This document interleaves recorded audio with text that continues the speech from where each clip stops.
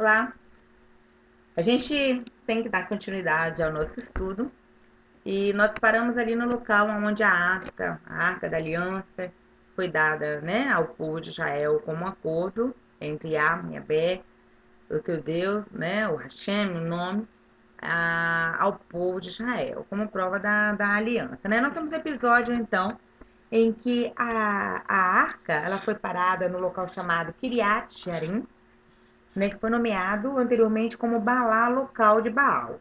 A nossa referência ela está em 1 Crônicas 6, versículo 8. Essa mudança de nome ela ocorreu no tempo de Davi. Uma vez que o escritor de 2 Samuel, no capítulo 6, ele diz apenas que Davi foi com a arca de Balá de Judá. Vamos ver aqui uma diferença de concordância aqui, né? Colenso, um historiador, ele percebe que quando os 450 profetas de Baal eles são destruídos, de serem destruídos por Elias, nada é dito sobre os 450 profetas de Aserá. Por quê, gente? A gente tem que parar para pensar o seguinte, para cada Deus tinha sua consorte. No estudo anterior, nós falamos um pouquinho sobre a questão de hierogramos, né? Da junção para chegar a Deus, do ato de se tornar um, através desse rito primitivo, que era no macho e da fêmea se unirem para poderem preconizar. O engraçado que a gente falou ali, no vídeo passado, que no ritual da deusa eram usados sacerdotisas femininos, né? Mas a gente vê que a prostituição ritual ela era tão comum e essas vertentes, essas variações são próprias narrativas do comportamento humano. Eles vão ali pensando, somando, transformando. A cada instante eu trago o meu conhecimento, você soma o seu, é transformado. Então, assim, essas formas de cultuar homossexual e heterossexual vai ser diferenciado em cada cultura a partir do seu tabu. Por exemplo, os gregos acreditavam que os ginásios recheados de garotos, né? E a pederastia era uma prática de honra, mas a homossexualidade era crime com punição, inclusive com pena de morte. E aí? Então a pederastia ela podia ser feita desde que os meninos, os rapazes tivessem até 18 anos. Depois de 18 anos eles podiam ir lá e ter que viver, casar, ter filho, procriar. Então o homossexualismo era diferente da pederastia, segundo a concepção grega, né? Então a gente para pensar um pouquinho. Então, dependendo da localidade, da sua criatividade, ele tinha N formas de realizar o seu hierograma.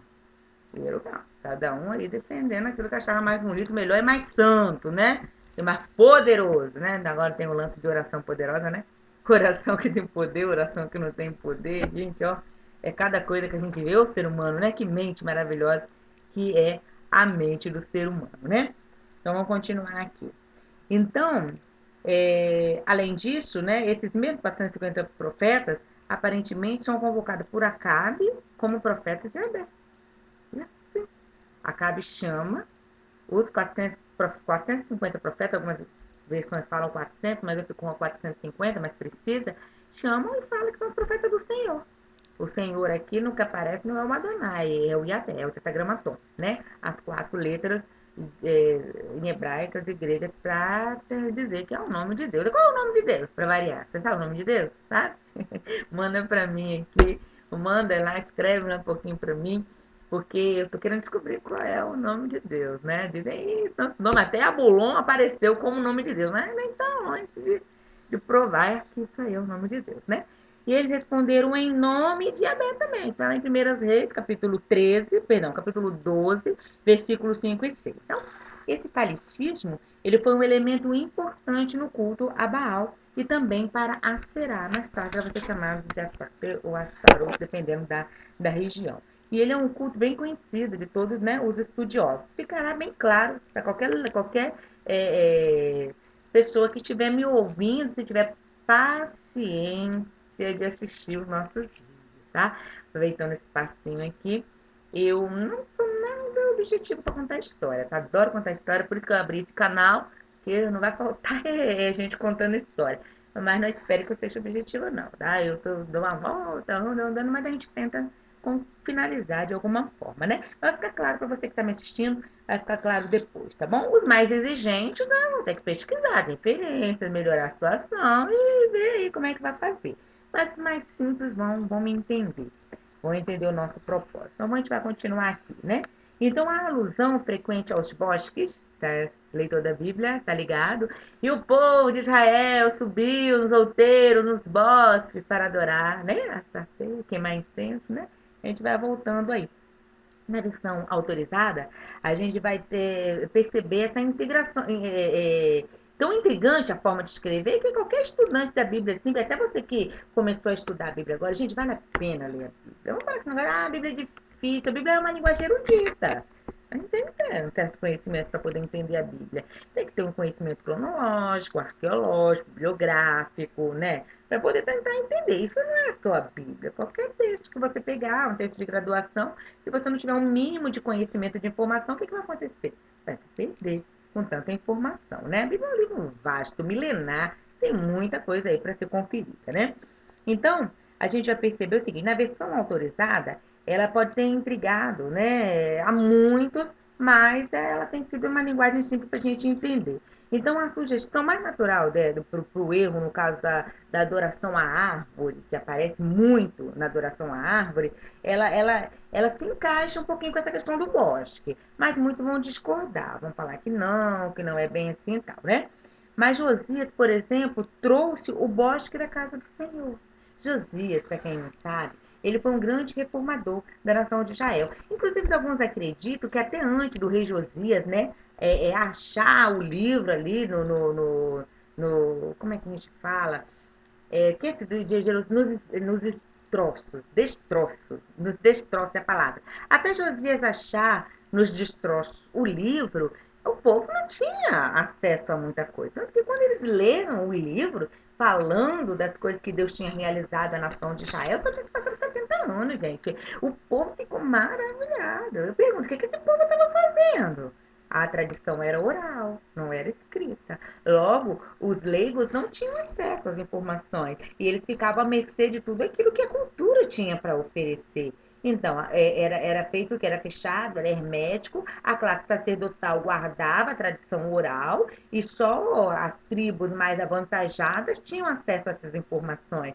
Os mais pobres, eles poderiam adorar, poderiam ir no tabernáculo, poderiam ir no templo, só que eles não tinham os mesmos benefícios dos mais abastados. Logo, a informação era o quê? Elitizada, né? Até hoje, você quer fazer medicina, nem o fiéis, né? Nem o fiéis está te beneficiando, né? Estuda, meu irmão, estuda para você conseguir. Porque o Estado não quer que você estuda, não. Não era diferente naquela época, né? Então, vamos lá. Então, Josias, ele realiza essa reforma. E essa reforma se dá um grande avivamento, porque as pessoas estavam desesperançosas. Elas tinham voltado da Babilônia, e os deuses da Babilônia eram deuses locais, eram deuses territoriais. E eles voltando para Israel, alguns ficaram por lá, cresceram lá, prosperaram lá, viraram comerciantes. Daniel mesmo, a gente não fala que ele voltou para Israel, né? O Azael, Misael e Azarias, o Sadraque, Mesaque e Abednego, que eles falaram, eles jamais voltaram para cá. Então, Neemias veio, né, reestruturou, Esdras veio depois, Zorobabel veio na terceira leva, e eles ali reestruturaram. Aí mais na frente, Josias, um homem muito piedoso, um homem temente a Deus, que teve o legado dos seus pais, da tradição hebraica mais antiga, ele veio que ele reescreveu, ele trouxe os escribas e eles reescreveram a história do povo. Então, quando foi lido ali em voz alta, o povo ficou maravilhado. Nossa, nós não somos órfãos, nós temos os nossos próprios deuses, nós temos o nosso Deus. E a gente não precisa ter Deus do outro, a gente pode ter esse Deus. Então, legal. E que o povo entendeu aquilo ali. Aí houve uma busca, jejuns, orações, né? Houve ali um grande retorno ao culto hebraico primitivo, né? A gente vai ver tudo isso acontecer. Mas, em suma, ele também faz uma referência ao bosque do Senhor. Ao bosque do Senhor.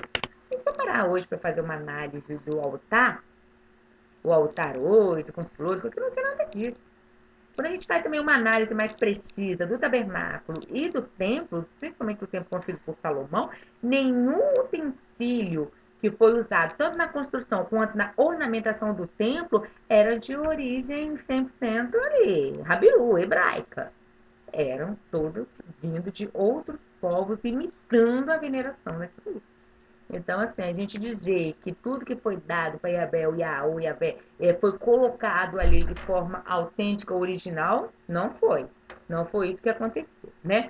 Mas, enfim, esses esboços foram trazidos. Uma referência da versão revista vai mostrar que inclusive essa palavra ela vai estimular a verdadeira natureza de Asherah. Ou Asherah.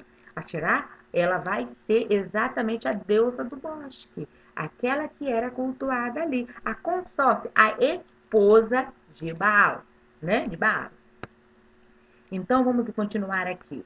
A porta da vida, como era também chamada, era uma forma convencional de invocar a Asherah, com as suas 13 flores ou medições do tempo. O tempo, né? Era a deusa do tempo também. Eu vou tentar mostrar para vocês aqui uma figura bem que eu achei aqui na internet, e eu copiei. Não está muito boa a resolução, não. Eu vou tentar melhorar aqui para mostrar para vocês. Aqui, vamos ver se a gente consegue pegar aqui. Não tá muito bom, não. Mas, ó, essas 13 flores aqui, tô tentando mostrar, mas parar um pouquinho para você ver. Essas 13 flores aqui é a cerá primitiva. Tá ruim, eu vou tentar achar uma imagem melhor para vocês, porque a própria impressão que eu tirei, ela não tá boa.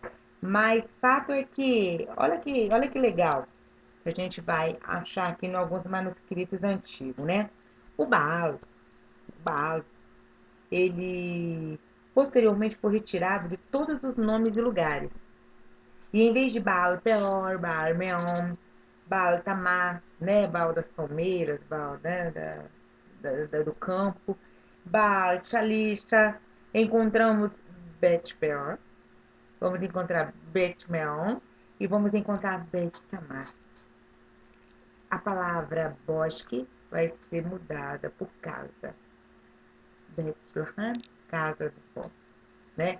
Essa substituição, casa ou local, não mais outeiro, porque a versão, né, sacerdotal, a versão mais recente, ela vai perceber a problemática da semelhança, da veneração, né, a Yahvé com os cultos de Baal, que vai deixar de ser o Deus primitivo deles, porque Baal, né, ele sempre vai ser acompanhado dos Baalim, a gente vai ver uma pluralidade. Assim como El, né, o nome de Deus mais primitivo, né, mais antigo, como os primeiros indícios do estabelecimento da literatura ou da mítica judaica, a gente vai perceber o quê?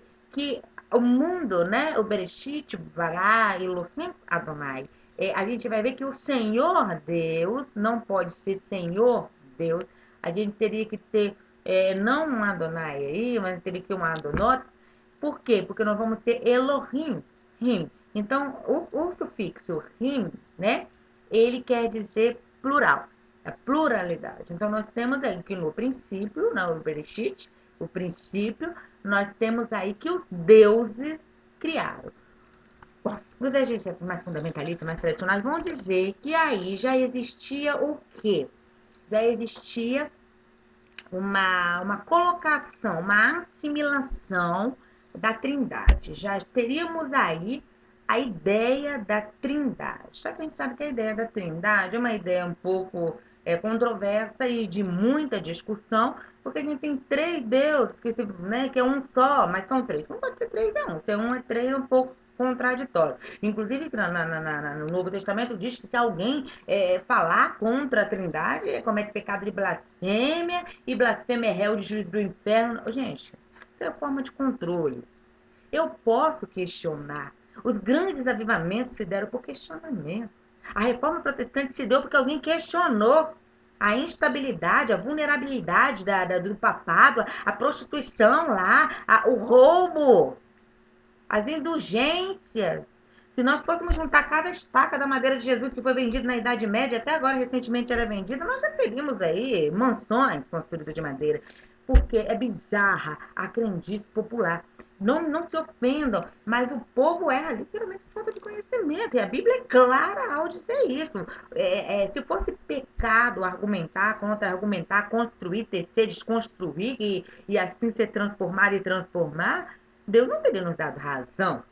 Se fomos criados, né, à imagem, e a imagem é no sentido de construir, de caracterizar, de dominar e de trazer, de transformar a matéria, não construímos do par. Porque até porque nós sabemos que a natureza, a nossa criatura se transforma, beleza. Mas esse princípio gerador da transformação foi criado anteriormente. Nós não podemos prover o início, mas podemos modelar e transformar essa matéria. Isso é uma coisa tão lógica, tão óbvia, que basta a gente sair um pouquinho da razão, do fundamentalismo, do fanatismo religioso, a gente consegue chegar. E ninguém vai para o inferno porque, assim como ninguém vai para o inferno porque vai na praia, porque usa uma bermuda, porque faz uma tatuagem, ninguém vai para o inferno porque questiona. Davi, ele teve uma experiência maravilhosa com Deus, né, de iluminação, de transcendência. Por quê? Porque ele parou, ele meditou, ele buscou. Moisés teve aquela experiência com a Shekinah, né, com a consorte de Deus, com o aspecto feminino, porque toda vez que eu tenho o sufixo Yah ou Na, terminado com rei, eu tenho aí, no caso o A, o Ra, eu tenho aí o feminino. Então, nós temos Shekinah ratificada, pode pegar a Torá, inclusive a Torá comentada, vamos ver a Shekinah como uma performance feminina da androginia de Deus. Seria um aspecto feminino de Deus. Então, a gente vai perceber aí que a Aserá, ela era exatamente como a Shekinah, aquela que apareceu para Moisés, seria o aspecto maternal de Deus, que depois algumas religiões vão colocar como a rainha dos céus aí, que não tem nada a ver com isso aqui, né? Então, voltando aqui para nós, essa adoração certamente durou desde os primeiros tempos históricos judaicos até o tempo de Josias, que é aproximadamente 624 a.C., tá? Lemos como nos dias dos juízes que serviram aos balins e nos bosques. Os sacerdotes, né, Juízes 3:7, também vê o versículo 2, capítulo 2, versículo 12, nós vamos ver sempre Baal e Ashtarot, ou Asherá, né? Nós achamos que o próprio Salomão, né, seguiu as tarotas estupidamente no templo dele, né, 1 Reis, capítulo 6, versículo 5, e que edificou o Monte da Corrupção. Por que é chamado de Monte da Corrupção? Mais tarde vai chamar de Monte das Oliveiras, ali onde Jesus ele anula essa corrupção. Corrupção por quê? Porque deixou de buscar, na época, aquele que era venerado, no caso, Yahvé, e ainda buscavam a Baal ali que já tinha sido vencido, assim como Marduk, né, venceu Arimã, mais ou menos assim, o dualismo persa, a gente vai ver isso muito lá. Então, segundo as Reis, capítulo 13, versículo 13 também, a gente vai perceber que todas essas características distintivas do Templo de Salomão foram no caráter fenício, né? Foram do caráter fenício. E os templos fenícios eram, como Luciano, historiador da época logística, do seu trabalho, que era a deusa da Síria, quem era a adorada nesses templos. Os grandes pilares de Akin, ou Jaquim, que alguns falam, Jaquim, é o instaurador, e também Boaz, a força, né, os pilares maçônicos, né, da atualidade, era ornamentado com forma de palmeira na antiguidade, né? Romãs e também com a lótus. A lótus, esse símbolo de eternidade, de ascensão, de espiritualidade, também é reconhecido lá, apesar de não ser uma flor comum na região, ou seja, ela era herdada de algum contexto religioso antigo, né? Eles são todos fenícios, tudo, inclusive o Egito, mais tarde, vai absorver, e os hindus, ali toda a região do Vale do Indo, também dos fenícios, que eram colonizadores, mercadores, estabeleceram os primeiros alfabetos, inclusive viajadores. Eles conheciam toda aquela época ali, através dos seus barcos bem avançados para aquela época, aquelas regiões ali. Então, os fenícios, eles também estabeleceram e disseminaram o culto fálico, né? Os totens, eles vão ser originários ali da Fenícia. Os sinos e romances do vestuário do sacerdote eram emblemáticos e no peito, né, no peitoral, era bem completo, mostrando também esse aspecto fálico. A palmeira, ela aparece tanto no Templo de Salomão e também na visão de Ezequiel, na visão da Merkabah, né? Era simbólico, como poderia ser visto também no monumento assírico. Ela encontra no lugar no simbolismo cristão oriental, como o alfa místico e o ômega, né? Também místico. Eu vou mostrar aqui para vocês um desenho de Layar, tá? Ele vai mostrar o culto da Vênus, a Vênus mística, a palmeira, né? A árvore palmeira, e demonstravam também os animais que eram sacrificados ali, né? A Vênus, ela também vai ser chamada, Vênus do Neolítico, ela vai ser a Astaroth. Vendo? Ver se eu consigo mostrar aqui, ó. Levantar para vocês. Olha aí, ó. O sacerdote imolando um animal ao lado do crescente, que simbolizava a fertilidade, a adaga ali, ó. O animal masculino, você pode perceber o falo nesse animal que ele vai degolar. Esse animal, ele tá com uma estola. Essa estola representa que é um animal sacerdotal. A asa ali, ao lado, porque ele vai ser colocado, vai ser oferecido aos deuses, né? Também nós vamos ver o cordeiro ali do lado da palmeira, né? O cordeiro não, é aquele animal que tem que tem lá. Ah, eu esqueço o nome desse animal, uma cabra montês, né? Que também era sacrificado a sacerdote, mostrando ali. Vai ver o Ione ali debaixo do lado do falo, essa circunferência aqui, que a gente vê, ó, tá vendo? Essa circunferência aqui, ó, que a gente vai colocando, deixa eu tentar mostrar para vocês aqui, que eu me perco todinho no espelho, ó, essa aqui. Esse círculozinho, ele é geralmente mostrando ali que esse sacrifício será mostrado. Aqui do lado, né, aqui no cantinho, a gente vai ver aqui, a gente vai ver o lingam aceso, tá vendo? O lingam também. Então, o aspecto fálico, ele é possível ser visto em toda essa figura bem antiga, bem primitiva. Então, deixa eu ver mais o que eu tenho para vocês aqui, para a gente poder encerrar essa parte do nosso vídeo. Então, nós vamos deixar então para falar depois da palmeira cristã. Eu acho que, eu lembro que eu falei, né, com alguns amigos meus pesquisadores sobre esse aspecto, né, da gente estar discutindo isso na internet, falar, ai, Cristiane, vão te taxar como herege, agora vão te jogar na fogueira, né? Falei, pois é, como eu já tinha dito, a gente não tem o objetivo de desconstruir nada, a fé de ninguém, até porque, gente, a fé, segundo Romanos capítulo 11, Romano, não, perdão, Hebreus vai falar sobre a fé, capítulo 11, ele vai dizer o seguinte, a fé é o firme fundamento das coisas que não vemos, mas das quais cremos. Olha que irônico, né? Estávamos falando de criar do nada, de trazer existência. A gente concebe Deus exatamente como algo muito além de nós. E ele só é Deus exatamente por não se revelar no todo. Porque se ele tivesse se revelado no todo, ele seria como nós. É o texto que eu citei no latim. Eu sou humano porque eu conheço a humanidade. Se eu não fosse humano, certamente não conheceria. E o bonito disso tudo é que ele se fez Jesus, né? Quando a gente fala do Logos, do Logoi, quando a gente fala da presença mística de Cristo na Terra, como aquele que nos leva a Deus, ele fala exatamente que ele se fez homem, né? Nós adoramos a um Deus que se fez homem, porque ele é capaz de entender, de interpretar todo o sofrimento da existência humana e o melhor, de mostrar um caminho de ascensão, um caminho que nos leva a uma espiritualidade, uma continuidade pós-matéria, depois que esse invólucro deixar de existir, que nós teremos a liberdade de voltarmos para a nossa essência, voltarmos para a fonte da qual fomos tirados como uma mônada, como uma centelha, e que mais tarde retornaremos a ela, o corpo volta ao espírito, essa centelha de vida, que dá fôlego da vida, ela volta para Deus. Isso é tão lindo, tão lindo. E a fé é eu acreditar em algo que eu não vejo, mas que eu creio. E o que é crer?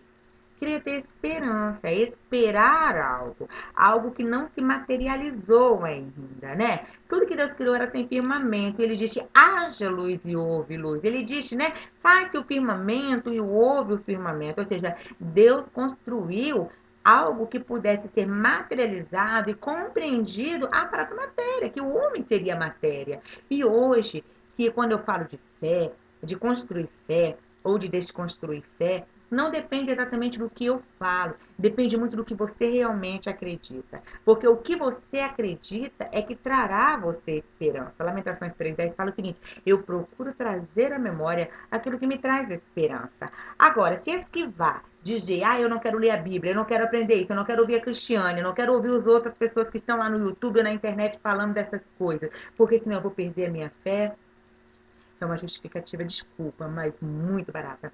Porque nada pode desconstruir a sua fé. se ela realmente foi construída. Então vá lá dentro de você, busca Deus, procura bem lá no íntimo quais são as experiências que você tem com Ele, o que é necessário para que você cresça, para que você prossiga no crescimento e converse, fale, busque, conheça e prossiga em conhecer. Eu tenho certeza que Deus está esperando que você questione, Deus está esperando que você fale, Deus quer essa paixão, essa adoração. O religare vai se dar quando você partir, sair do imanente, passar para o transcendente, no sentido de dizer, Deus, eu quero te conhecer, eu quero saber como tu és, revela-te a mim, Senhor, mostra-me o que verdadeiramente tu queres. Aí esse seu lado, chamado Espírito, ele vai ser preenchido. Agora uma coisa eu tenho que te dizer. Quando verdadeiramente você sair desse invólucro, dessa prisão, Platão já dizia isso, eu concordo com ele, você poderá voar, você poderá chegar a alcançar a mais densa eternidade. Aí sim você será livre, livre das paixões, livre dos desejos, livre dos vícios, livre daquilo que te impede muitas vezes de parar. Hoje é terça-feira de carnaval. Enquanto estão precisando aí, procurando dia 17 de fevereiro, são 5 horas da tarde. Eu estou aqui numa sala, no meu escritório, calor, falando com vocês, porque eu entendi, como o amigo espírita meu disse, ele disse o seguinte, nós não vamos para o carnaval porque quem corre atrás de carnaval de trio elétrico é morto. Eu achei interessante, né? Porque o espírita, ele tem ali aquele cuidado com os mortos, né? Achei muito irônico o que ela falou, mas muito interessante. E eu vejo hoje que, não desfazendo do folclore, da farra, da folia, como muitos dizem, mas eu ainda prefiro levar você, ao invés de uma fuga, ao invés de uma esquiva, ao invés de uma ilusão, a buscar algo que vem realmente te preencher. E o que vai me preencher, Cristiane? Para um pouquinho, pensa, reflita, medite, busque Deus. Buscar-me-eis e me achareis, quando me buscar de todo o vosso coração, de toda a vossa alma, de todo o vosso desejo. Aonde está o teu desejo? É ali que estará o teu coração. Faça isso com amor, faça isso com verdade e você vai ser liberto.